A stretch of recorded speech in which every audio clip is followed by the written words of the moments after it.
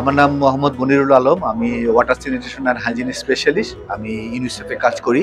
আজকে world toilet day আমি প্রথমে ধন্যবাদ জানাচ্ছি হারপিককে এই একটা মহতী অনুষ্ঠানকে আয়োজন করার জন্য। ওয়ার্ল্ড টয়লেট ডে মূলত স্যানিটেশন যে মানটা হয় যেটা অক্টোবরে, সেটার পরবর্তীতে হয়তো নভেম্বরে সেটা আসলে সেভাবে উদযাপন করা হয় না বাংলাদেশে, কিন্তু এটা খুবই গুরুত্বপূর্ণ। আমাদের এসডিজি 6.2 যেটা সেফলি ম্যানেজ স্যানিটেশন, এটাকে অ্যাচিভ করতে গেলে আমাদের অনেক কাজ করতে হবে। যে যেমন আমাদের পলিসিগত এবং ফিনান্সিয়াল যে ইনভেস্টমেন্ট সেটাকে আনতে হবে, সাথে সাথে এটাকে টেকনোলজিক্যাল ইনোভেশন করতে হবে এবং পরিষ্কার পরিচ্ছন্নতা একটা ইম্পর্টেন্ট আসপেক্ট, যেটা হলো যে হারপিক করছে যে আপনার ক্লিনিং এজেন্ট দিচ্ছে টয়লেটের জন্য এবং জনগণের দোরগোড়ায় পৌঁছে দেওয়া, এটা একটা ইম্পর্টেন্ট। তো এই সমন্বিত প্রচেষ্টার মধ্যে প্রাইভেট সেক্টরের ভূমিকা অনেক বেশি। আমি মনে করি হারপিক এবং প্রাইভেট সেক্টর যেভাবে কাজ করছে, যে টয়লেট ক্লিননেস প্লাস হলো মানুষকে সচেতনতা বৃদ্ধি করা, এগুলি এই মুভমেন্টের মাধ্যমে আমরা পলিসি মেকারদের দৃষ্টি আকর্ষণ করবো, প্লাস জনগণকেও সচেতন করব এবং আমরা এই সেক্টরে আমাদের সাস্টেনেবল একটা সলিউশন নিয়ে আসতে পারবো, যে